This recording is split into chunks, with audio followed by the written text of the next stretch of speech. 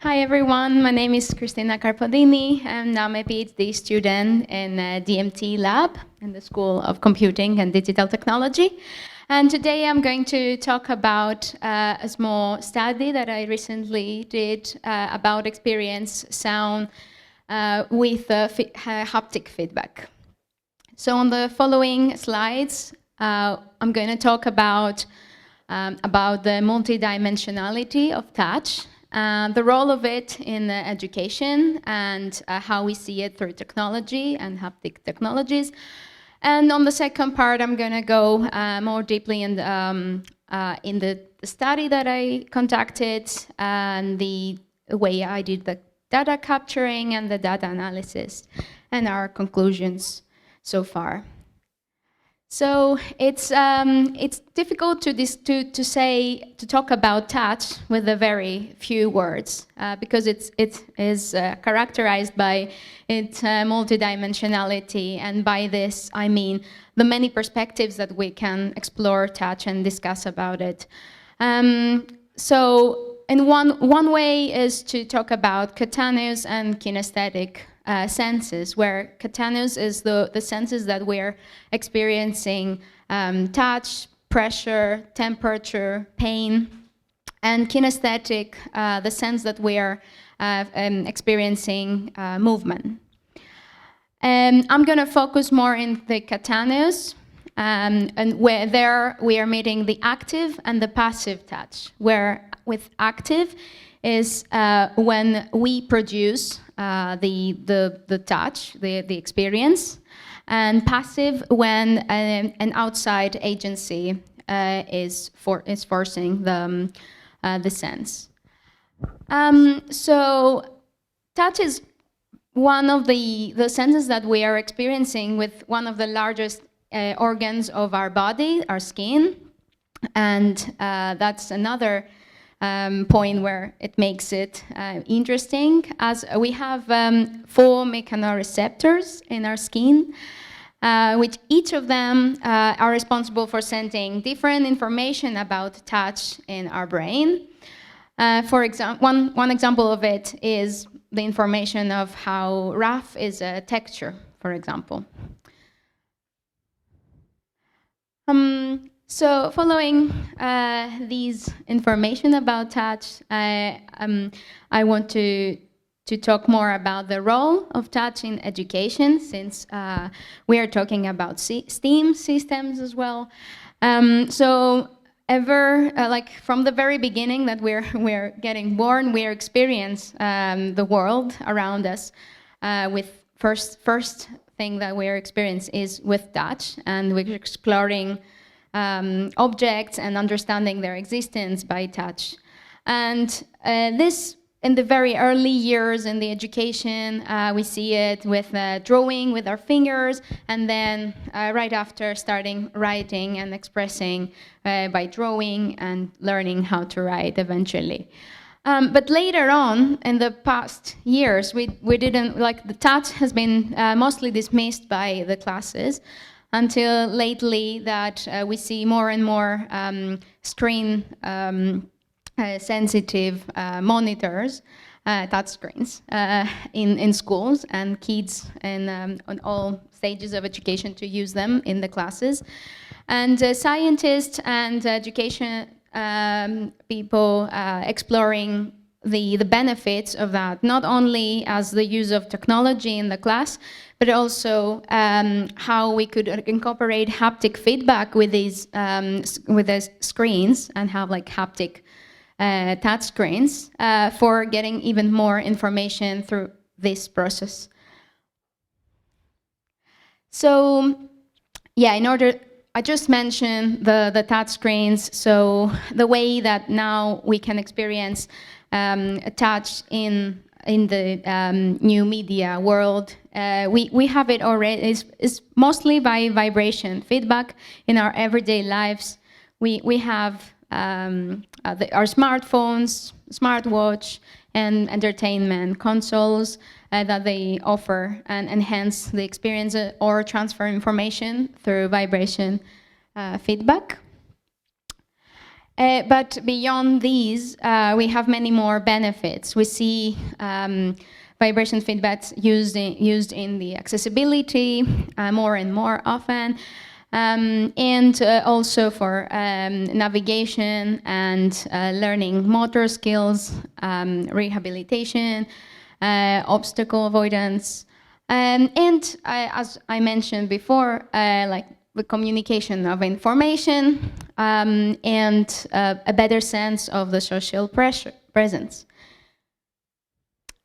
And in this research, I'm going to focus more in the relation of haptic with audio, and we see it in many different ways in research and commercial applications that help professionals and hobbyists and just in entertainment sector to experience differently the sound information. So going back as well on the impact of this specific research in the STEAM and education, it aims to give one more point for advocating the use of haptic touchscreens in STEAM systems and in schools in general, but also contribute to the future of new accessibility tools for students and for adults. And lastly, for incorporating as another way of experience sound and so have better sonic awareness, and of course in sonic art education. And going even closer to the relationship of a vibration, vibrotactile feedback and sound, we have very common elements on how actually both work in nature and technology, but also how we perceive it, in the way that we perceive it. So we see elements like properties like frequency, amplitude, or duration, where we have those in both in sound and the vibrations. And in terms of the way we perceive it, we have the pitch, which is related to frequency, the volume, and the rhythm. So for example, we can relate the amplitude, which is like how loud is a sound, to the amplitude of a vibration, which is similarly how loud, but not in the same sense, how strong, that's the right word, how strong is a vibration. However, the numbers that describe these elements are not the same, they're not parallel. Another example is that we hear sounds within the range of 20 hertz to 20 kHz in terms of frequency, but in vibrations we can identify a difference in the vibration in frequencies between 40 hertz to 1000 approximately hertz. So what fascinated me recently into studying is the way that we are making vibrotactile feedback. And I identified through literature two ways. The one is by extracting audio features and map it to vibration properties. And the other way by designing vibrations with a UX principle separately from the sound, but in a way that align with the sound experience. So the aim of this study that I conducted is to challenge these two ways of making vibrotactile feedback, and to examine if there is if there are possibilities as well to use different mapping methods and different representations of sound through haptic, rather than just the direct mapping of the elements as we saw just before. And for doing that, I used a wearable vibration motor system to test the two frameworks along with the sounds. And I wanted to compare the different mapping strategies and scenarios, the linear, as I'm gonna refer to in the next slides, and the symbolic or alternative or non-linear representation. So my study includes 15 participants for now. It's one vibration motor in a wearable armband, which is a prototype that I made. 8 sounds. I choose 4 simple in terms of spectrum, in terms of characteristics, sounds, and 4 more complex sounds from the environment, like sounds from the environment, more rich in spectrum and frequencies and patterns, and 5 different haptic feedback scenarios. So these are some images from the setup, and I have and how I did the small test with my participants. The process is that each of the participants they sit on a desk setup with a laptop in front of them. They wear this prototype armband. And they have to listen in a random order combinations of sounds along with their haptic feedback scenario. And they had to evaluate their experience in terms of how clear was the relationship between the sound and the vibrotactile feedback that they were receiving. Yeah, this is a chart. I should have switched a little sooner with my sounds and the different scenarios of. So, for example, I have a scenario where we have a sound with a frequency going up and matched with a pitch detection algorithm, which is mapped to the vibration amplitude.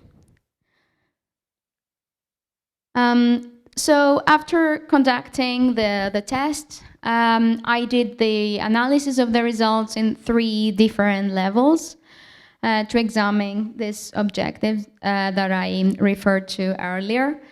The one is to compare the relationship between vibrations and from audio features, extracted audio features, vs the vibrations made by the UX design principles. The second layer was the linear representation or mapping versus the alternative.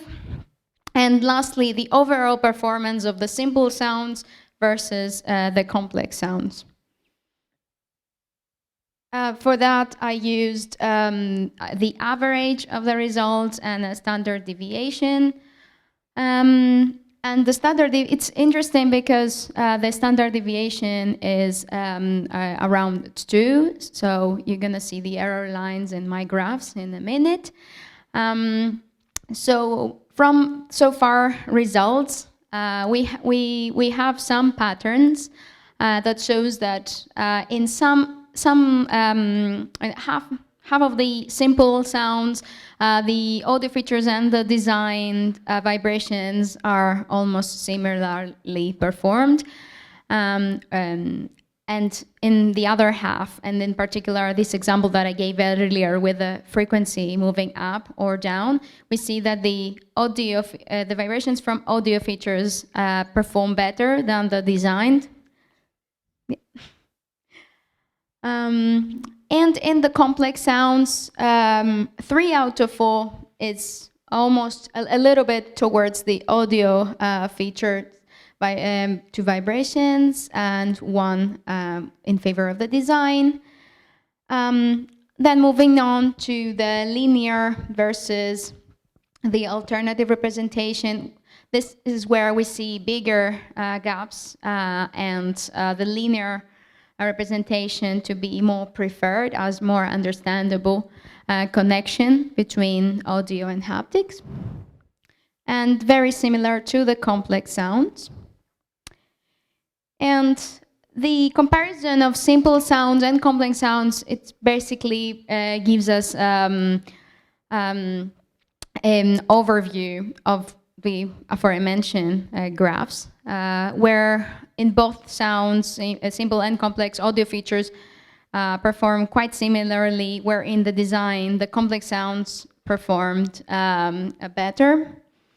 And in overall, the linear representation in both sounds perform better than the alternative representation. Due to the number of the participants and the standard deviation number, I believe it's quite early to draw final conclusions on this research, and it is an ongoing test. So if you are interested in experience sounds with vibrotactile feedback with my wrist band, please contact me on my email, and I will be running more tests next month in November. Yeah, and that's it. Thank you very much.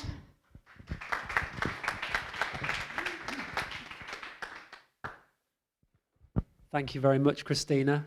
It raises some interesting questions, which now I'd like to bring to the floor. So over to you guys. Do you have anything that you'd like to ask Christina while she's on the stage?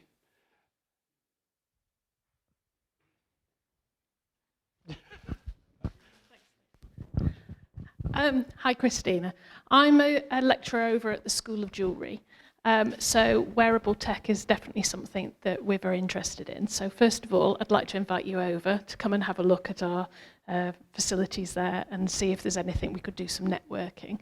But secondly, thinking about sort of this relationship with the vibrations and sound, have you considered also whether there's any benefits to the community that have autism? I have an autistic child, and touch is something that's very, very, very important in their understanding of the world, and that would be something I think would be a really interesting conversation to have as well.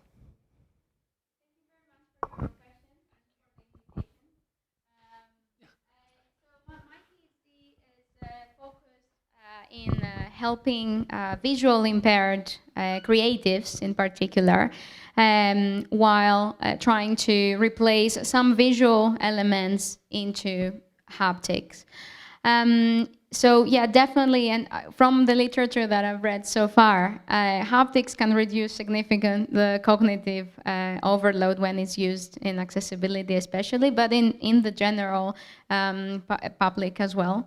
So yeah, it's very considerable, and yeah. So then definitely, I've seen this. I came across in my literature review so far, but yeah, at the moment it's also focused on the visual impaired. Yeah, that I think the tests that we will run in long run, they will definitely show some benefits for the general and some other. Yeah, disabilities or special health conditions. Yeah. Thank you for your question. Yeah, thank you, Christina. Just a small comment. You showed standard deviation and error bars. I just wondered, why didn't you go one step further and do significance testing?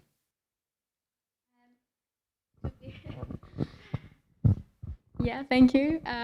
So it's a very early stage, both for me as a PhD student and for the research. So that's why this was a preliminary study to see some first results. Similarly, the analysis. So yeah, I'm aiming to take that in consideration for the larger population of results that I'm going to have hopefully in November. Thank you very much. Thank you for that. Oh, we have another one. We've got to capture it. So there we go. No worries. So nice presentation, Christina. So thanks for that. It's really interesting. I've got a few questions. I'll ask a sort of larger one first. So related to the last question about your sort of analysis, I was a little unclear what you were measuring from the users.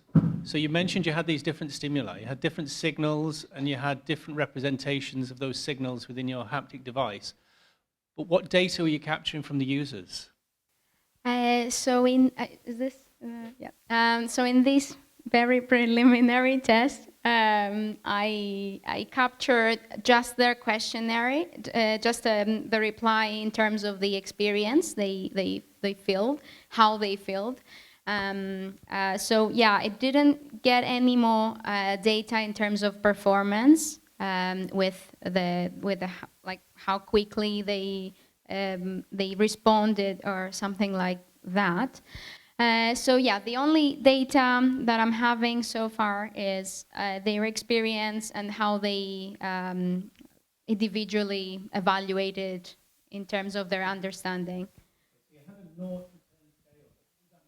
Oh yes, okay, yeah, probably forgot to mention, that on the slide. So yes, by 0 was the least understandable of the relationship between the haptic and the audio that they individually experiencing.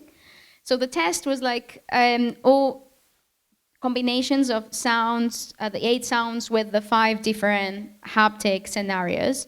So they had to evaluate each one individually from 0 to 10, with 0 the least understandable relationship between the haptic and the audio, and 10 the most understandable, or even, if you want, like likable as well. So yeah, the 0 to 10 was measuring that, basically. And I noticed some, the standard deviation gives the change, there were quite variation in the responses. Mm-hmm. So for example, if I thought one of them was very similar to the audio, one of the haptic responses, I would give that a 10, and then somebody else would, and you would do that for all of the different conditions. Yes, yeah. But the goal was also to test the in-between, like the difference between the one made from the audio features from those that made hard-coded, designed by myself. So to compare those in between and how much different was the experience, which sometimes they experienced quite similarly, as we saw from the graphs as well, and some other times the one preferred to the other. I've got one super quick, one more, if that's okay. So this might be my naivety. I don't know a huge amount about haptic response, but I know quite a bit about audio response. So there's lots of different models to our hearing response. We have things like noticeable differences in levels, and we have a sort of non-linear response in the way we hear things. But I don't know how that maps to touch. Do we have noticeable differences in touch? If so, are they larger than audio? And do we have a linear or non-linear response to touch? Yeah, so that has been taken in consideration in the ranges in which the audio has been matched to the haptics when it's designed, or even with the audio features extracted that went to the vibration. It was coded in a way that responds the way that from the literature, the ranges that we perceive the difference in vibration. So as I mentioned earlier, that for example, the frequencies that we perceive the vibration is not linear. It's a U shape with peak on 250. So this has been taken in consideration for not mapping directly or linearly the frequency, for example. So did you do that mapping, the mapping effectively of loudness contours to haptics? Yeah, so I took in consideration the range that we could perceive the difference on the vibration, and I did testings as well on myself to see yeah, this perception effect. And also, for example, with the frequency, I avoided doing a mapping for that reason, because it's very unsimilar the way that the sound frequency is perceived to the vibration frequency, for example. Okay, Yeah. thank you. Thank you very much. I think we need to move on. I was going to ask you a question about who inspired you. Maybe you could answer that. Who inspired you to go about this research, this methodology? Yeah. So yeah, I'm coming from a more artistic background, but lately I'm very involved into interactive installations, and I just notice how important is the tangibility of things, and the touch in general on experiencing art. But through art, many other notions and senses and elements. So, and yeah, going more into that style of art and installation design, I noticed the importance that it has in people with visual impairments and disabilities. So yeah, It's a fascinating that's topic. the story. Oh, well, thanks ever so much, Christina. Yeah, thank you very and, much too. we'll move on to the next.